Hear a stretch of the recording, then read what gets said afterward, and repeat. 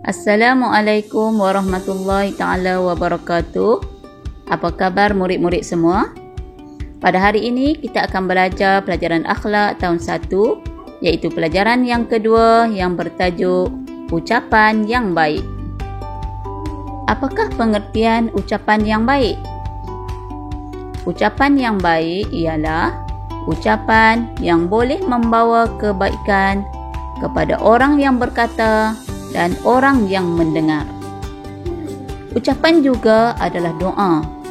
Sebaik-baiknya, kata-kata yang keluar dari lisan itu hendaklah kita jaga dan kata-kata itu mengandungi kebaikan. Baiklah murid-murid, kita lihat seterusnya apakah jenis-jenis ucapan yang baik. Pertama, ucapan salam. Apakah lafaz ucapan salam? Lafaz ucapan salam ialah Assalamualaikum warahmatullahi ta'ala wabarakatuh, yang bermaksud semoga keselamatan serta rahmat Allah dan juga keberkatan terlimpah untukmu. Lafaz ini diucapkan apabila terjumpa seseorang. Jadi, apabila kita mendengar seseorang memberi salam kepada kita dengan lafaz Assalamualaikum, maka hendaklah kita menjawab salam tersebut, iaitu Waalaikumsalam warahmatullahi ta'ala wabarakatuh, yang bermaksud semoga keselamatan terlimpah juga kepadamu. Ucapan ini merupakan sunnah Nabi Muhammad SAW yang dapat mengeratkan ukhuwah Islamiah umat Islam di seluruh dunia. Memberi salam adalah sunat, sedangkan menjawabnya adalah wajib. Lafaz ucapan yang kedua iaitu apabila memohon perlindungan dan rahmat Allah. Apabila kita memohon perlindungan dan rahmat daripada Allah, maka kita akan ucapkan A'udzubillahi minasyaitonir rajim. Aku berlindung dengan Allah daripada syaitan yang direjam. Bismillahirrahmanirrahim, dengan nama Allah yang Maha Pemurah lagi Maha Penyayang. Lafaz A'udzubillahi minasyaitonir rajim, Bismillahirrahmanirrahim ini dibaca ketika mana? Ketika membaca Al-Quran secara perlahan, kemudian dibaca ketika dalam solat fardu ataupun solat sunat, tak kiralah sama ada berjemaah ataupun berseorangan. Kemudian lafaz ini juga dibaca ketika berada dalam kumpulan yang sedang bertadarus Al-Quran.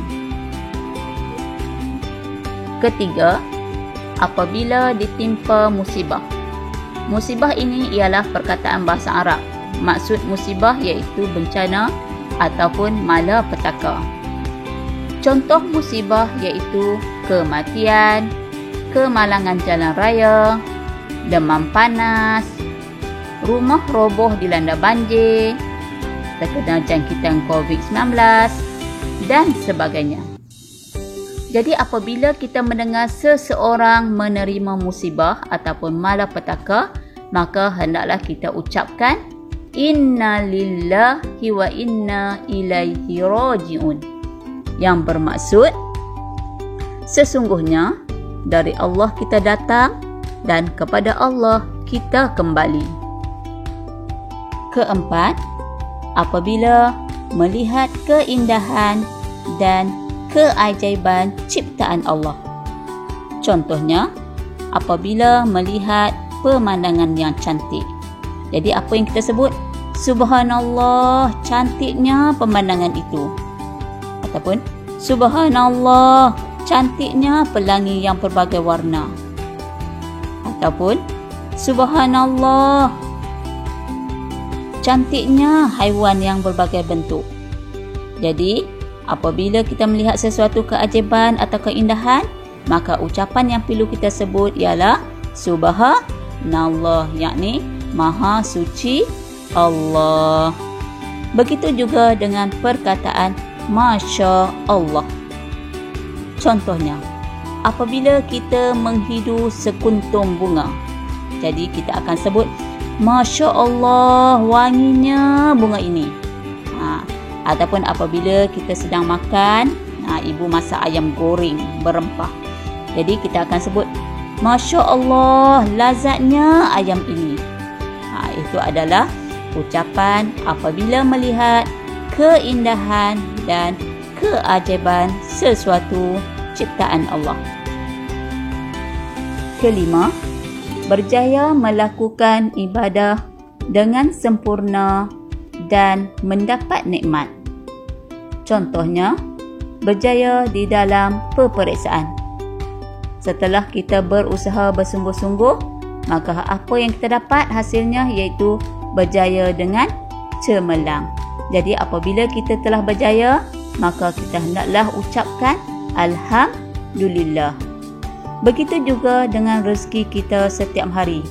Apapun rezeki yang kita dapat, hasil usaha kita, hendaklah kita ucapkan Alhamdulillah.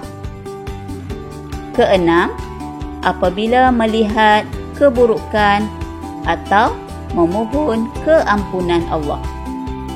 Contohnya, apabila kita melihat sepasang kekasih, lelaki dan perempuan sedang berpegangan tangan yang bukan muhrim. Jadi, apabila kita lihat keadaan tersebut, maka kita ucapkan Astaghfirullah. Tersebut apa? Astaghfirullahalazim.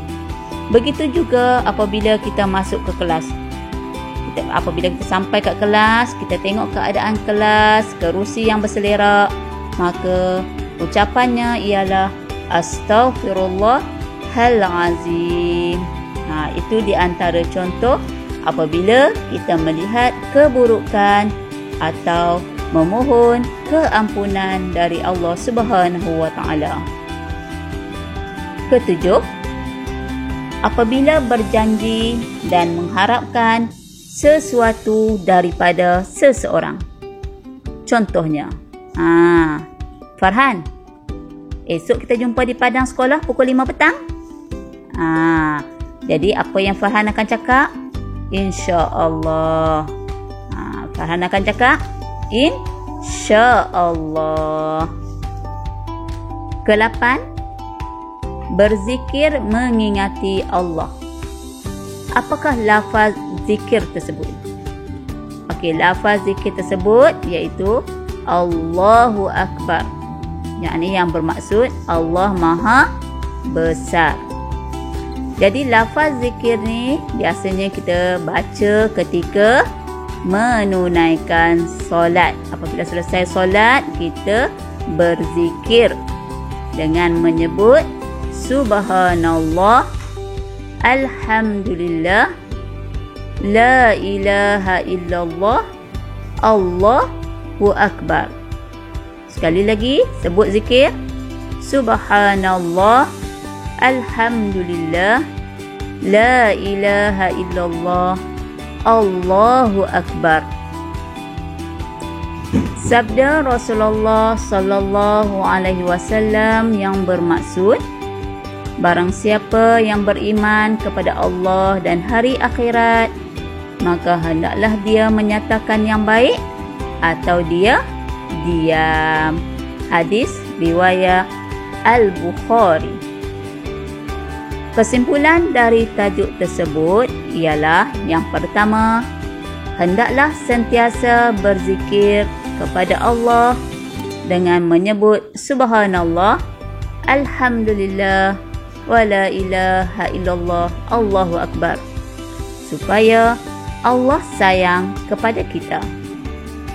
Kedua, orang yang berbudi bahasa ialah orang yang sering bercakap baik.